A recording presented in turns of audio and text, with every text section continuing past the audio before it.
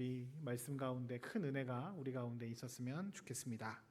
우리가 시편 말씀을 접하고 있습니다. 저는 성서 일과 말씀을 가지고 쭉 이야기 나누고 있는데 오늘 이번 주의 말씀의 핵심은 본질, 즉 주님을 집중하는 것에 있습니다.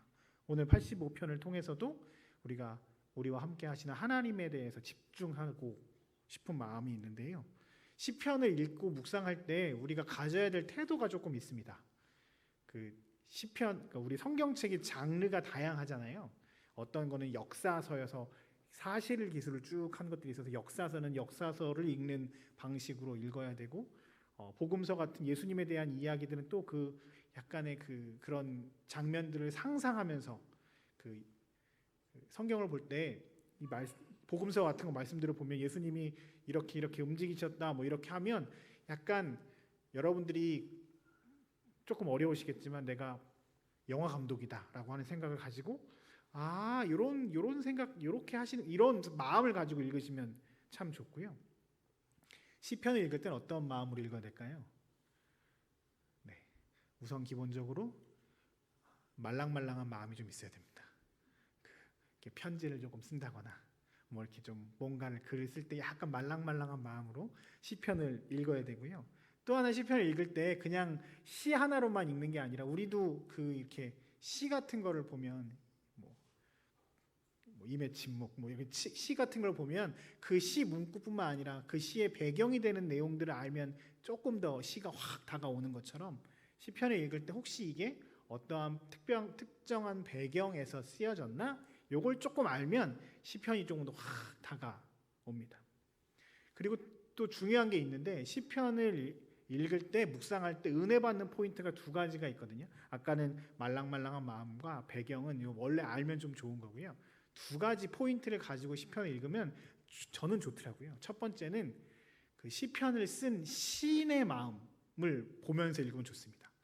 어찌됐건 이 시편을 쓴 사람이 있을 거 아니에요. 그 시편을 쓴 사람이 굉장히 위대한 영성가일 거거든요. 아주 짧은 단어로 자신이 경험했던 하나님에 대해서 이렇게 고백하는 거니까 그 시인의 영성을 보면 됩니다. 말씀을 읽으면서 이 시인이 어떤 고백을 하는 것인가, 이 시인이 어떤 상태인가, 그 시인의 영성을 보면 은혜가 되죠. 우리도 어떤 사람들이 어떤 신앙의 고백을 하면 이 사람이 이런 식에서 이렇게 고백하네 하면서 그 고백한 사람들의 그걸 보고 은혜를 받잖아요. 저희가 제가 오고 나서 4주 5주 동안 계속 간증 이렇게 주일날 오전에 했잖아요. 가끔 설교보다 간증이 좀 더 길어도 은혜가 되는 일들이 있어. 나는 설교를 줄이려고 하는데 간증은 계속 길어져서 어찌됐건. 근데 그걸 제가 계속 하는 이유가 뭔지 아세요? 그것도 그거 나름대로의 의미가 있고 그 사람을 통해서 역사하시는 하나님의 은혜가 또 있잖아요. 얼마나 고민하면서 시작했어요. 오늘 장윤정 집사님이 그거 페이퍼 3장 갖고 오셨더라고 보니까. 이렇게 넘기는데 제가 좀 뒤에서 봤거든요. 저 언제 끝나지? 근데 3페이지를 넘기시더라고요. 조그맣게 글 써가지고 3페이지를 넘기시는 거 보면서 얼마나 준비를 하셨을까 이런 생각이 들더라고요. 그 사람이 고백하는 하나님에 대해서 시편의 말씀도 마찬가지입니다. 이 시인이 뭐라고 하나님을 고백했을까? 저 사람의 영성은 어떨까? 그걸 보면 우리의 삶, 우리의 신앙과 비교가 되잖아요. 그래서 그 신앙을 따라가야겠다 이런 마음이 들 때가 있습니다. 그리고 가장 중요한 거는 그 시인의 영성을 보는 것과 동시에 또 하나 중요하게 봐야 될 게 있습니다. 그 시인이 고백하는 하나님이 어떤 사람인지, 어떤 분인지를 보는 겁니다. 진짜 주어를 보는 거죠. 진짜 우리가 봐야 할 것. 아까 시인의 영성을 보는 것은 그냥 은혜 받는 것으로, 그리고 우리의 신앙을 그 사람과 비교하는 것으로 끝나자면 진짜 궁극적으로 봐야 될 건 그 시인이 고백한 하나님은 어떤 분이신가를 보는 게 중요합니다. 그렇지 않을까요?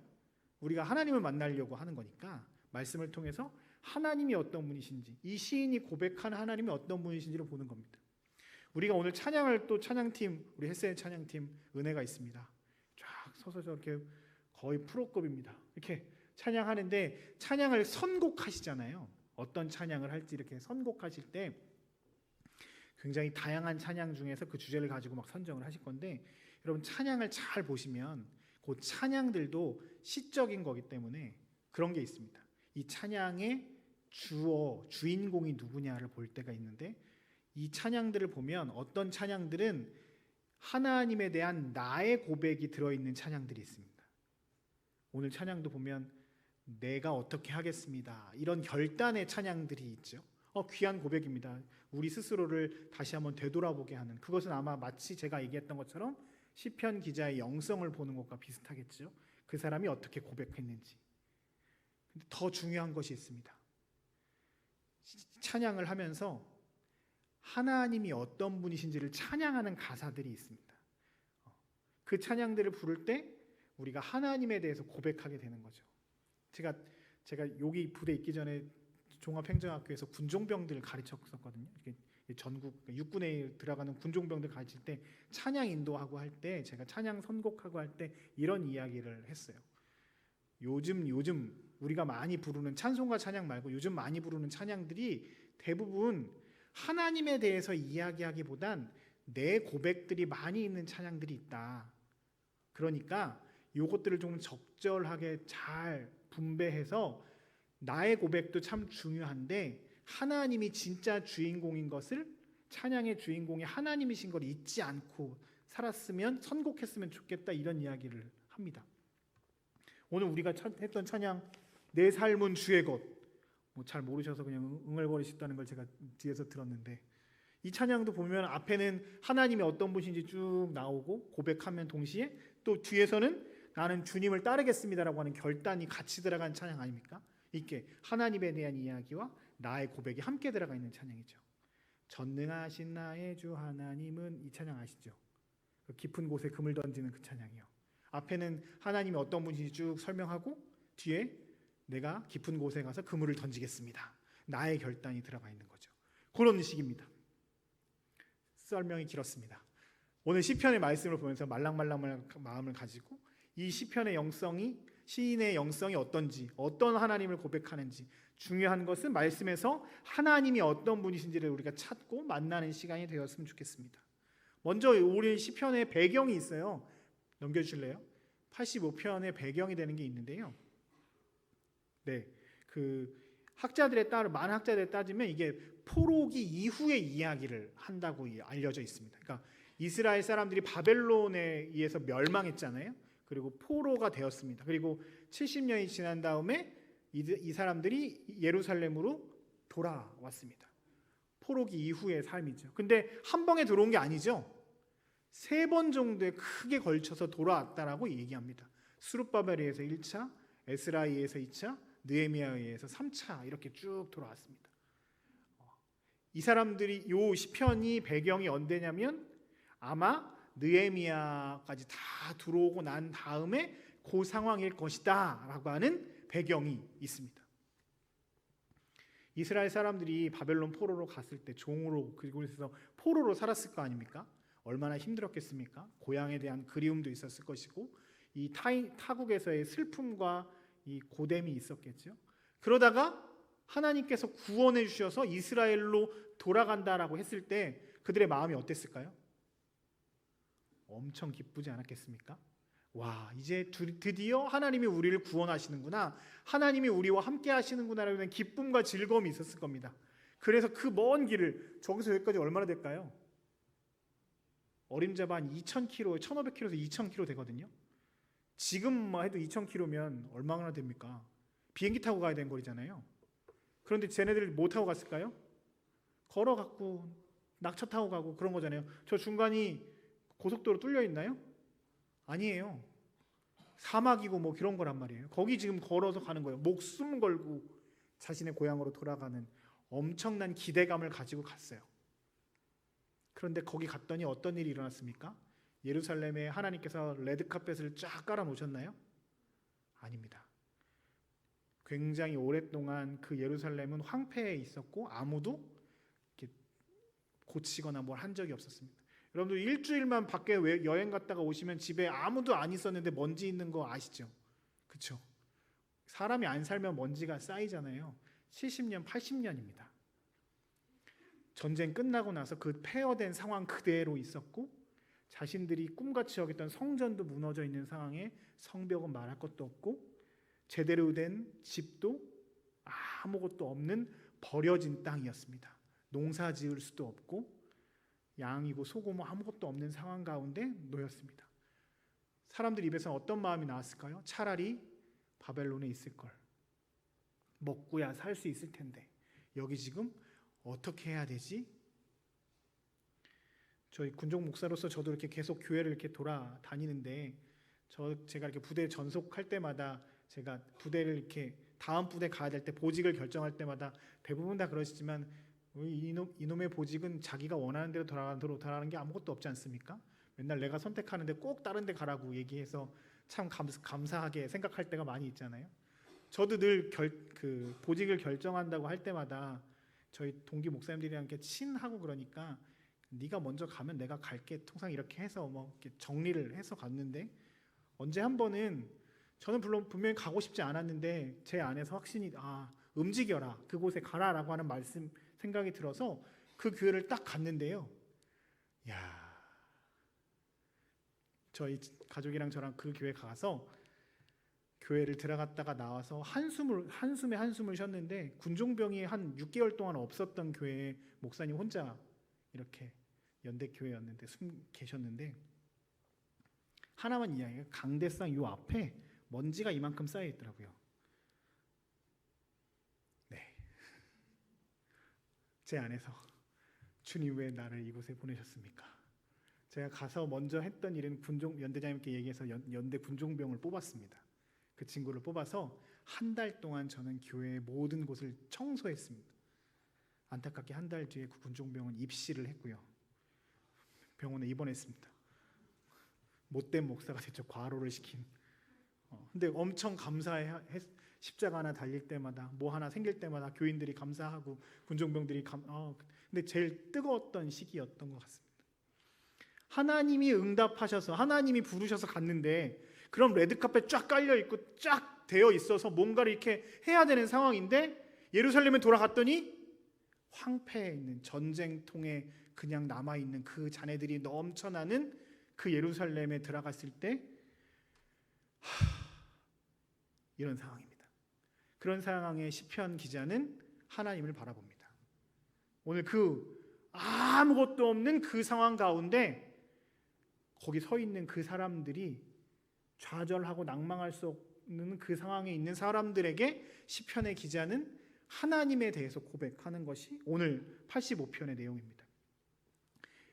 이렇게 조금 구조가 있어요. 넘겨주실래요? 네, 1절에서 3절까지는요 기억이라는 주제로 다 눌러주세요.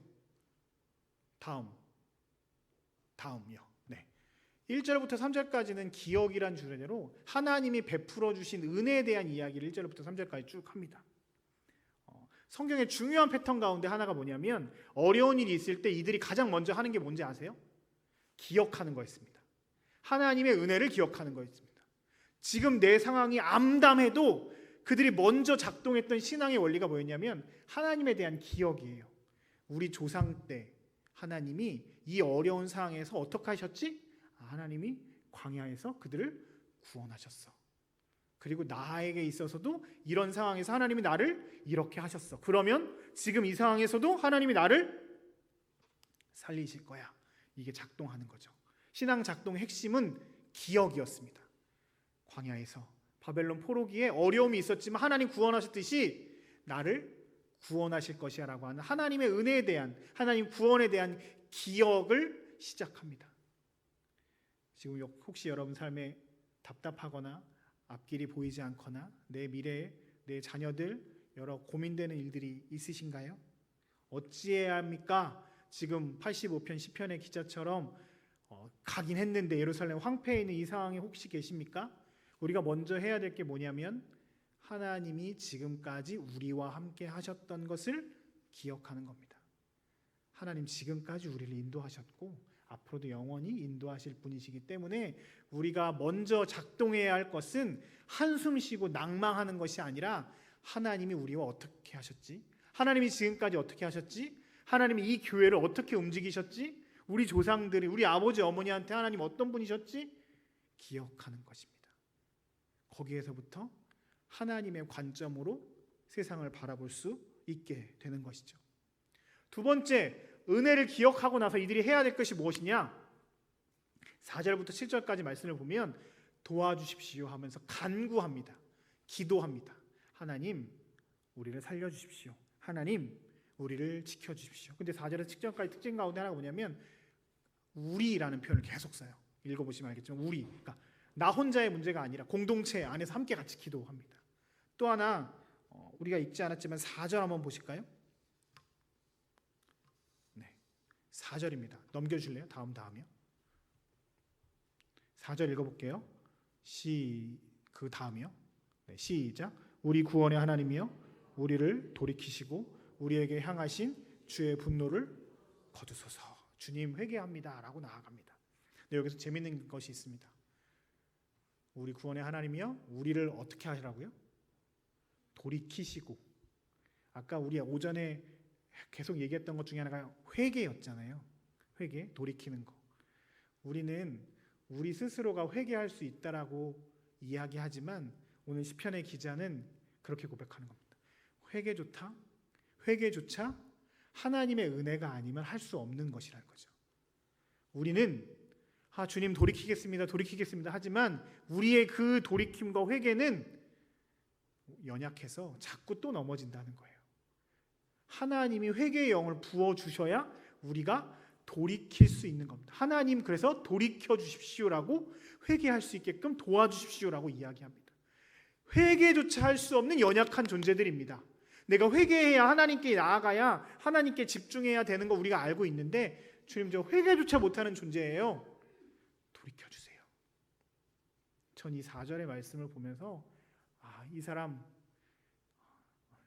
그냥 그런 시시한 사람이 아니다. 굉장한 영성가구나를 느꼈습니다. 그렇습니다. 그렇지 않으세요? 여러분의 늘 회개하고 돌이키지만 또 똑같은 죄를 반복하는 우리들의 모습을 볼 때마다 좌절하고 낭망하지 않으세요? 저는 그렇던데요. 좀 잘해보겠습니다라고 결단하지만 물론 조금 성장하는 것은 있지만 확 바뀌거나 그러지 못하는 우리들의 모습을 볼 때가 많지 않으세요? 주님이 도우셔야 회개조차도 주님이 우리를 돌이키셔야 됨을 우리는 깨닫습니다. 오늘 함께 예배하는 여러분들에게 주께서 회개의 영을 부어주사 돌이키는 은혜가 있기를 축복합니다. 하나님께서 우리와 함께 하셔야만 우리가 구원받을 수 있는 존재들입니다. 그리고 세 번째 오늘 시편의 마지막 그 8절부터 우리가 읽었던 본문 8절부터 13장까지 아까 그거 보여주실래요? 8절부터 13장까지 내용이 이제 하나님 찬양하는 겁니다. 하나님이 나에게 응답하셨고 그 응답에 대해서 감사하는 내용이 오늘 우리가 읽었던 본문의 내용입니다. 오늘 이 본문의 내용 8절부터 13절을 통해서 우리는 하나님이 어떤 분이신지에 대해서 함께 살펴보려고 합니다. 시편 기자가 고백했던 하나님이 어떤 분이신지 그 하나님을 보려고 합니다. 첫 번째, 우리 하나님은 어떤 분이시냐면 우리를 구원하시는 분이라고 고백합니다. 9절이에요. 9절 같이 읽어볼게요. 시작. 진실로 그의 구원이 그를 경외하는 자들에게 가까우니 영광이 우리 땅에 머무르리로다. 아멘. 구원이 가깝다는 표현이 원어적으로 뭐냐면 그냥 억압에서 벗어났다, 좋은 일이 되었다, 이 정도로 끝나는 게 아닙니다. 그냥 요게 조금 잘 되었다 이렇게 끝나는 게 아니라 완전한 자유와 안정, 번영까지를 의미한다고 합니다. 하나님이란 단어가 이렇게 연합되어서 이 구원이 하나님이 주신 구원, 즉 흔들리지 않는 구원인 거죠. 우리가 인간이 줘서 조금 이렇게 좋아졌다가 말고 이게 아니라 조금 이렇게 언발에 오줌 누는 것처럼 그냥 이렇게 조금 털어내는 게 아니라 완전히 새거, 완전히 좋아지는, 완전해지는 구원을 오늘 구원이 가까웠다라고 표현하고 있습니다. 신명기 28장에 보면 모세가 이스라엘 백성들에게 이제 가나안 땅에 들어가기 직전에 신명기 말씀이 그들에게 마지막 설교 형식으로 되어 있는 거 아닙니까? 28장에 보면 그곳에 이스라엘 백성들에게 주는 축복들이 쭉 기록되어 있거든요. 하나님의 구원이, 하나님의 복이 여러분들에게 가까이 임했습니다. 그러니 여러분 8절 8절이요. 그러니 여러분들 해야 할 일이 있습니다. 내가 하나님 여호와께 하실 말씀을 들으리니 무릇 그의 백성 그의 성도들에게 화평의 말씀을 하실 것인데요. 이제 그들은부터 읽을게요. 시작. 그들은 다시 어리석은 대로 여러분 조상들이 했던 것처럼 어리석은 대로 돌아가지 마십시오. 하나님의 구원이 이르렀습니다. 그냥 사람이 주는 구원, 조금 회복되는 구원이 아니라 하나님이 주는 구원이 이를 것이니까 여러분들 다른 길로 가지 마십시오. 이 말씀을 배경으로 하면 그겁니다. 모세가 시내산에서 하나님의 말씀을 받으려고 산에 올라갑니다. 얼마 걸렸죠? 네, 이거는 유치부 애들한테도 한번 맞추는 겁니다. 얼마 걸렸죠? 40일 걸렸습니다. 근데 얘네들 뭐 했죠? 40일 동안? 네, 모세가 안 내려오니까 걱정을 하다가 아론한테 가서 싸우죠. 야, 모세 죽었나 보다. 어떻게 됐나 보다. 그때 핸드폰이 좀 있었어야 되는데 그냥 모세한테 좀 연락도 해서 어디 있다 확인도 좀 하고, 그렇죠? 근데 이게 모세가 핸드폰도 안 갖고 있고 산에 올라갔을 때 뭐가 보이니까 답답했겠죠. 그래서 그들이 뭐 합니까? 금송아지 우상을 만듭니다. 이게 너희들이 구원한 하나님이다. 그들이 잘못된 길로 가는 거죠. 하나님의 구원이 가까워오는, 하나님의 말씀이 다가오는 그 순간을 기다리지 못하고 자신들 눈에 보이게끔 형상을 만들어서 그 하나님이라고 얘기하면서 섬기는, 오늘 8절에 보는 잘못된 말을 망령된 곳으로 돌아간 거죠. 니네 조상들이 그렇게 하지 않았느냐? 당신들도 정신을 차려라. 구원이 가깝다. 우리 하나님은 어떤 분이시다? 우리를 구원하시는 하나님이시다라고 하는 고백을 하고 있습니다. 여러분에게 하나님 어떤 분이십니까? 봄은 왔는데 아직 봄이 아닌 상황 가운데서 답답하고 어떻게 할지 모르는 상황 가운데서 기다리지 못하고 이스라엘 사람들처럼 또 다른 금송아지를 찾아 헤매고 다른 방법으로 하나님의 구원을 찾아보려고 막 찾고 계시는 어리석은 짓을 반복하고 계시는 우리들의 모습입니까? 아니면 주의 구원이 가까움을 기다리며 잠잠히 하나님의 은혜를 찾고 사모하고 계십니까? 오늘 우리에게도 말씀하십니다. 시편의 기자는 하나님은 구원의 하나님이시니 그 구원이 가까움을 기다리며 하나님께 나아가라고 주님 말씀하고 계십니다. 우리의 삶에 구원 주시는 하나님을 기대하고 사모하며 우리도 오늘 대림의 기간에 주님, 다시 오실 주님을 기다리는 것처럼 다른 곳에 한눈 팔지 말고 주님의 구원을 사모하며 주님께 향하는 우리들의 삶이 되시길 주의 이름으로 축복합니다. 두 번째 오늘 말씀을 통해서 깨달을 수 있는 것은요, 하나님은 어떤 분이냐면 좋은 것을 주시는 분이라고 말씀하십니다. 12절입니다. 12절 같이 읽겠습니다. 시작. 여호와께서 좋은 것을 주시리니 우리 땅에 내리로다. 아멘. 10절에 보면 하나님께서 당신의 속성을 쭉 말씀하시면서 인애와 진리, 의와 화평을 쭉 얘기하시면서 하나님에 대해서 나타내실 뿐만 아니라 하나님께서 이 땅 가운데 좋은 것을 선물로 주시겠다라고 약속하시며 그들에게 축복의 말씀을 하십니다. 여기서 좋은 것이라고 하는 의미가, 좋은 것, 아까 보여주세요. 12절이요. 좋은 것이라고 하는 그 12절에 말씀하신 좋은 것이 원어로 핫토브인데요. 두 가지 의미가 있대요. 첫 번째는 영적인 거죠. 영적인 거. 10절에 보면은 하나님의 속성이 쭉 나오거든요. 인애, 진리, 의, 화평이라고 하는 단어로 통해서 하나님이 어떤 분인지 설명하는 단어가 나옵니다. 인애가 원래 헤세드예요. 우리 찬양팀 이름. 사람이 줄 수 없는 놀라운 하나님의 은혜. 진리, 의, 화평. 화평은 그 샬롬. 우리가 하늘이 주는 평안. 오늘 10절에 보면 의와 화평이 입맞추고 하면서 시적인 표현을 쭉 쓰잖아요. 가장 좋은 것에 큰 축복 가운데 가장 좋은 것이라고 하는 그것은 한마디로 이야기하면 하나님을 경험하는 겁니다. 다시요. 여기서 가장 좋은 것을 주시겠다라고 한 것의 첫 번째 영적인 의미는 하나님을 만나게 된다는 것입니다. 그 하나님이 인애로우시고 진리이시고 의롭고 화평 주시는 분이라는 사실을 만나게 된다는 것이죠. 하나님을 경험하는 것, 영광스러운 하나님을 만난다는 것, 그것이 인간에게 있어서 가장 좋은 것이라는 것이죠. 다시요. 우리의 인생에서 가장 좋은 것이 무엇입니까? 하나님을 만나는 것입니다. 하나님이 은혜로우시고 자비로우시고 노하기를 더디하시며 놀라운 하나님이 은혜를 우리에게 주시는 분이라는 것을 만나고 경험하는 것, 그것이 인간에 있어서 가장 좋은 것이라고 오늘 시편의 기자가 고백하고 있습니다. 지금 내 눈앞에 펼쳐져 있는 땅이 답답한 상황 가운데 있지만 그는 자신을 구원하신 하나님을 기대하고 신뢰합니다. 그리고 나에게 가장 좋은 것을 주실 거라고 약속하십니다. 그 가장 좋은 것의 핵심이 하나님이 나에게 오신다는 겁니다.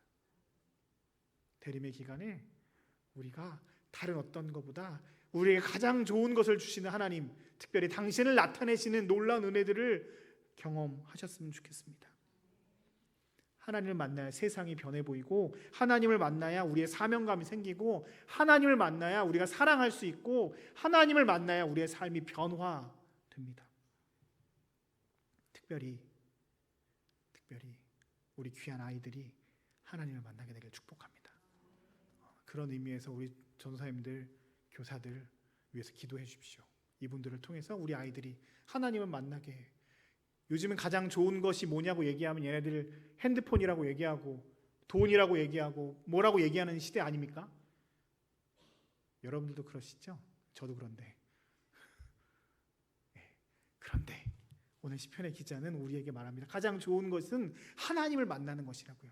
그 무엇보다 하나님을 만나는 것이 우리의 삶에 가장 중요하고 좋은 것이라고 말합니다. 얘네 예배가 왜 이래? 아이고 누워있는데 예배가 되겠어? 라고 하지만 귀에 말씀이 들어갈 때 들어가서 그것들이 움직이고 역사하게 하시는 분은 하나님이십니다. 우리는 그 일들을 행하는 거죠. 그 일에 우리가 함께 기도로 동역하고 함께 하시는 분들, 내년엔 못하겠습니다 이런 말 하지 마시고 하십시오. 그 일 가장 귀한 일입니다. 신우부 교사도 있고 우리 사람들에게 말씀을 전하고 하나님을 알리는 일들이 굉장히 중요한 일입니다. 가장 좋은 것, 그 하나님을 만나는 은혜가 우리 가운데 있었으면 좋겠습니다. 또 하나 좋은 것의 특징이, 좋은 것의 또 다른 의미가 뭐냐면 이 땅에 살면서의 물질적인 복도 하나님께서 허락하신다는 겁니다. 오늘 본문 12절 후반절에 보면 우리 땅이 그 산물을 낼 것이다 라고 말합니다. 땅이 농사를 짓거나 뭐 양을 키우거나 해서 새끼를 치고 곡식의 어떤 소산물을 내는 것은 하나님의 전적인 은혜라고 사람들은 늘 고백합니다. 인간이 하지만 하늘이 도와야 한다라고 이야기하잖아요. 산물을 낸다는 건 참 중요한 일입니다. 이스라엘 사람들에게 또 필요한 것은 하나님을 만나는 것뿐만 아니라 그 땅 가운데 살면서 하나님께서 도우셔서 그 땅 가운데 귀한 산물들이 나오는 것을 보는 것이었습니다. 물질의 축복이죠. 삶에서 윤택하게 살아가는 것이죠. 전 여러분들을 위해서 기도합니다. 여러분들이 하나님을 만나게 되길 축복합니다. 가장 좋은 것입니다. 또 하나 이 땅 살면서 물질 때문에 어려움 겪지 않게 되기를 늘 기도하고 축복합니다. 이 땅 살면서 잘 되는 은혜가 있었으면 참 좋겠습니다. 제가 군종 목사로 있으면서 제 안에 오만함이 조금 있었습니다. 뭐냐면 제가 성도들 위해서 늘 기도하고 할 때 사실 저를 위해서도 그랬고요. 군인 교회니까 가장 군인들이 민감한 시기가 7월, 8월, 9월입니다. 무슨 얘기인지 아시죠? 7월 달에는 대위 소령, 8월 달에는 소령 중령, 뭐 이렇게 꼭 대령들 될 때쯤 되면 추석이랑 연관되어 있어서 또 좀 애매하고 그런 기간들을 겪어서 저 처음에 군대 왔을 때 특별 새벽 기도회를 7월부터 하는 교회들이 있더라고요. 그래서 이건 왜 지금 이 시기에 합니까? 라고 물어봤더니 그거와 연관되어 있었습니다. 저는 그래서 제가 오만한 마음이 있어서 나는 성도들을 진급을 위해서는 기도하지 않을 거야. 이런 마음이 제 안에 있었습니다. 근데 제가 시간이 지나면서 변한 건 아니고 하나님께서 제 오만함을 말씀하시더라고요. 하나님께서 좋은 것을 주실 것을 약속하신 분이신데 왜 네가 그것을 구하지 않느냐라고 저에게 말씀하시더라고요. 그리고 성도들의 삶에서 그것들이 굉장히 또 중요한 부분이기에 위로하고 또 잘 되면 또 그 안에서 하나님께서 역사하실 것들을 기대하고 가르치는 것이 저의 역할이라고 또 말씀하시더라고요. 그리고 혹 되지 않더라도 혹 되더라도 그 상황 때문에 흔들리는 것이 아니라 그 상황 가운데서 역사하실 하나님을 기대하게끔 교육하는 것이 제 일이라고 말씀하시더라고요. 그래서 저 기도합니다. 좋은 곳으로 가셔서 진급하시고 또 좋은 일들이 있으셔서 여러분들의 영향력들이 커지기를 소망합니다. 근데 그것이 여러분들의 이익과 유익을 위해서만 사용되어지는 것이 아니라 여러분들을 통해서 하나님의 놀라운 역사들이 나타나는 은혜가 있기를 축복하고 기도합니다. 제가 100마디 해도 안 듣는데 대대장님이 한마디 하면 애들이 교회 나오더라고요. 그럼 제가 그분들을 교육해야 되지 않겠습니까? 좋은 대대장님 되달라고, 좋은 믿음의 신자들이 되달라고. 제가 요즘 이번에 우리 교회에서 9명의 대대장이 나가시는 거 아세요? 9명 나가세요. 제가 일일이 다 가지 못하는데 처음과 끝을 좀 가보려고 합니다. 그래서 지난 금요일 날 화천 갔다 왔습니다. 아무도 안 가실 것 같아서 제가 거기 간다고 했습니다. 진짜 아무도 안 갔어요. 저 혼자 갔어요. 근데 우리 남자 집사님이랑 여자 집사님이 저를 보더니 1초 동안 눈이 이렇게 흔들리는 걸 봤습니다. 오, 그러면서 저한테 이렇게 교회가 어떻고 이렇게 할 것이고 이렇게 쭉 얘기하시는 걸 보면서 너무 잘 갔다 싶은 마음이 들었습니다. 지켜보겠습니다 라고 하면서 도와드리겠습니다. 기도하겠습니다. 잘 든든히 서 계시라고. 네, 한 사람 한 사람이 한 영혼 한 영혼이 잘 서 있는 것이 참 중요한 일 아닙니까? 여러분 삶에 하나님의 놀라운 은혜가 이 땅 가운데서 하나님께서 주시는 복들을 늘 평안히 누리시기를 늘 기도합니다. 축복합니다. 하나님이 우리의 삶에 여러분 가정에 좋은 것을 주시기를 축복합니다. 하나님 그거 주시는 분이십니다. 이 땅 가운데 하나님 주인 되시기 때문입니다. 하나님의 은혜가 우리 가운데 있습니다. 오늘 시편 기자 아까 이야기한 것처럼 지금 상황이 좀 좋지 않지만 그 좋지 않은 상황 가운데 이 사람은 하나님의 은혜를 기억하고 간구합니다. 하나님, 내가 돌이켜야 될 것들이 있으면 회개할 수 있는 은혜를 허락하여 주십시오. 그리고 하나님이 가장 좋은 것을 주실 것, 구원하시는 하나님, 당신의 얼굴을 나타내시는 하나님, 이 땅 가운데 좋은 산물을 주실 하나님을 기대하며 소망하며 정신 차리라. 조상들이 했던 그 우를 범하지 말고 하나님께 집중하라고 말씀하십니다. 이 말씀을 듣는 우리에게도 주님 동일하게 말씀하십니다. 어려운 일이 있을 때 하나님을 기억하십시오. 지금까지 함께 하셨던 하나님이 여러분을 앞으로도 영원히 함께 하실 것입니다. 특별히 간구하며 나아갈 때 내가 하나님께로 향하지 못하는, 하나님 나는 회개한다고 하지만 온전하게 회개할 수 없는 존재이기에 하나님 도와주십시오 라고 하는 기도와 간구가 우리의 삶에 있기를 축복합니다. 그리고 구원의 하나님, 당신을 나타내시는 하나님, 우리의 삶에 좋은 것을 책임지시는 하나님을 바라며 한눈 팔지 말고 하나님께 집중하는 우리 모든 성도들 되시길 주님의 이름으로 축복합니다. 우리 마지막으로 함께 같이 찬양하고 기도하고 마치겠습니다.